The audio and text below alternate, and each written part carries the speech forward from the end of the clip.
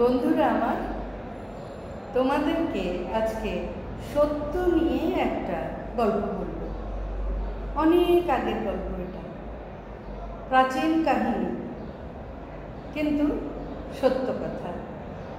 এই কাহিনীটা আমাদেরকে নানাভাবে পথ দেখাতে পারে। সেটা হচ্ছে কি, একজন ঋষি সন্ন্যাসী ছিলেন, বয়োবৃদ্ধ সন্ন্যাসী।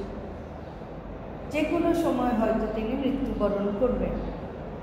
বনে বসে তিনি ধ্যান করছিলেন। তার যে গুহা আছে, গুহার কাছেই ধ্যান করছিলেন। এমন সময় প্রাণ হয়ে ছুটে আসলো একটা লোক, তাড়া খেয়ে। দস্যুরা তাকে তাড়া করেছে, ধরতে পারলেই মেরে ফেলল। সে ওই ঋষিকে দেখে তার পায়ে পড়ল যে, ঋষিমশাই, আমার প্রাণটা বাঁচান, আপনি দয়া করে আমার প্রাণটা বাঁচান। আমাকে দস্যুরা তাড়া করেছে, আমার সমস্ত কিছু লুটে নিয়েছে। এখন ধরতে পারলে আমার প্রাণ সংশয় হবে, আমাকে হত্যা করবে।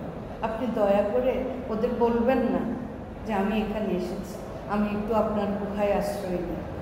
ঋষি চিন্তা করছেন কি বলবেন। উনি কিছু বলার আগেই লোকটা তার গুহায় গিয়ে আশ্রয় নেয়। এদিকে দস্যুরা ছুটে এসছে ওই লোকটাকে খুঁজতে খুঁজতে। এদিকে এসে যখন ওই ঋষিকে দেখেছে, তারা চিন্তা করলো, এই ঋষি তো কখনো মিথ্যা বলেন না। ওনাকে জিজ্ঞেস করল, দস্যুটা কোথায় আছে? তাকে জিজ্ঞেস করলো, ঋষিমশাই, আপনি কি এদিকে দেখেছেন?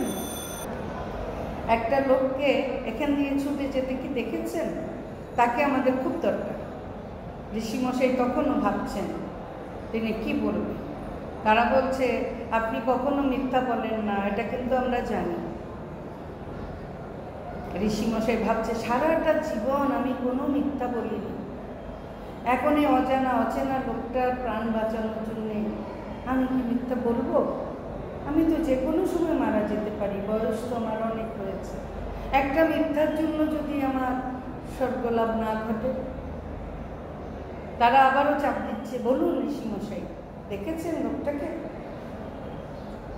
ঋষিমশাই দেখিয়ে দিলেন তার গুহা। তারা তাকে ধরে এনে ওই ঋষির সামনেই গুহার কিছু দূরে নিয়ে হত্যা করে।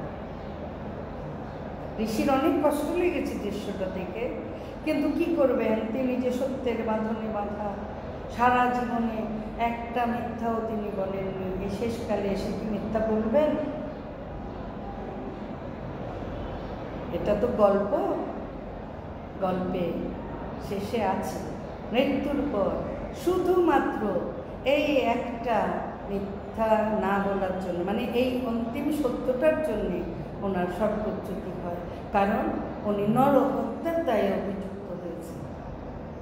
যে তুমি তো জানতে, তুমি যদি তখন সত্যি বলো এই লোকটাকে মেরে ফেলা, হত্যা করা হবে, তারপরও তুমি এই কথা বলেছো, মানে তুমি তার মৃত্যুর কারণ।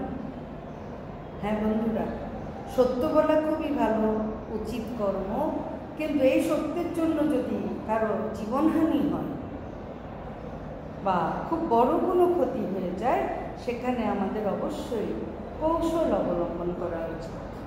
এমন তো নয় আমরা কখনো কোনো কৌশল অবলম্বন করি না।